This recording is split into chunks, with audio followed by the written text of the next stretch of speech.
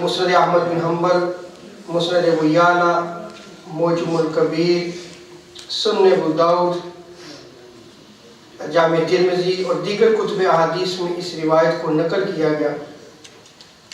حضرت عبداللہ رضی اللہ تعالی عنہ سے روایت ہے کہ وہ ارشاد فرماتے ہیں کہ تاجدار کائنات صلی اللہ تعالی علیہ وسلم نے ارشاد فرمایا کہ اگر کوئی شخص نیند میں ڈر جائے تو وہ یہ کلمات پڑھے: اعوذ بکلمات اللہ التامۃ من غضبہ وعقابہ ومن شر عبادہ ومن ہمزات الشیاطین وان یحضرون۔ تو وہ خواب اس کو جو ہے وہ کوئی بھی نقصان نہیں پہنچائے گا۔ اس پہ حضرت عبداللہ ابن عمر رضی اللہ تعالی عنہ فرماتے ہیں کہ ہم اپنی نابالغ اولاد کو یہ کلمات جو ہے وہ جو بھی بالغ نہیں ہوتے تھے وہ تعویذ میں لکھ کر ہم ان کے گلوں میں ڈالا کرتے تھے، اور یہ حدیث جو ہے وہ صحیح الاسناد ہے۔ عمر بن شعیب کی اس روایت پر علماء اور محدثین نے کلام بھی کیا ہے، اور اس حدیث کو بطور دلیل ایز اے ایویڈنس جو ہے وہ قبول بھی کیا ہے۔ سب سے پہلے حافظ ابن قیم اس حدیث مبارکہ کو ذکر کرنے کے بعد جو ہے وہ لکھتے ہیں کہ خواب میں ڈرنے والی بیماری کے علاج کے لیے تاجدار کائنات صلی اللہ علیہ وسلم کے یہ الفاظ مبارک جو آپ نے عطا فرمائے ہیں یہ بہت زیادہ مفید ہیں۔ وہ جسے نیند نہ آتی ہے،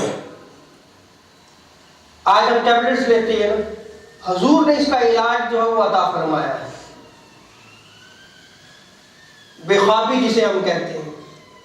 اگر وہ یہ کلمات جو ہے وہ دم کرتا ہے تو انشاءاللہ تبارک و تعالیٰ اس کی یہ بیماری جو ہے وہ دور ہو جائے گی۔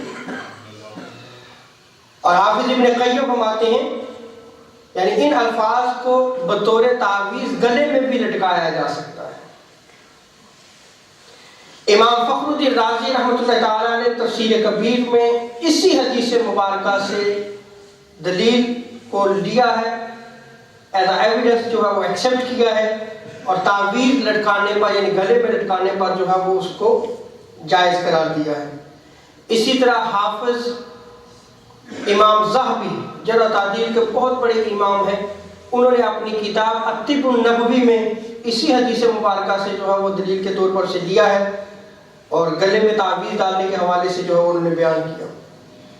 مرقات میں ملا علی قاری رحمۃ اللہ تعالی علیہ وہ فرماتے ہیں کہ جن تعویذات میں اللہ کے اسماء ہوں ان کو گلے میں لٹکانے کے لیے یہ حدیث اصل ہے۔ یہ ملا علی قاری حنفی فرماتے ہیں کہ یہ دلیل کے طور پہ ہم لے رہے ہیں حدیث مبارکہ۔ شیخ عبدالحق محدث دہلوی رحمۃ اللہ تعالی علیہ جو ہے وہ اشعۃ اللمعات میں لکھتے ہیں کہ اس حدیث مبارکہ سے گردن میں تعویذات لٹکانے کا جواز معلوم ہوتا ہے، اور سیپیوں یعنی جو سی شیلز ہیں یا اس کی مثل چیزوں کا لٹکانا حرام یا مکروہ ہے۔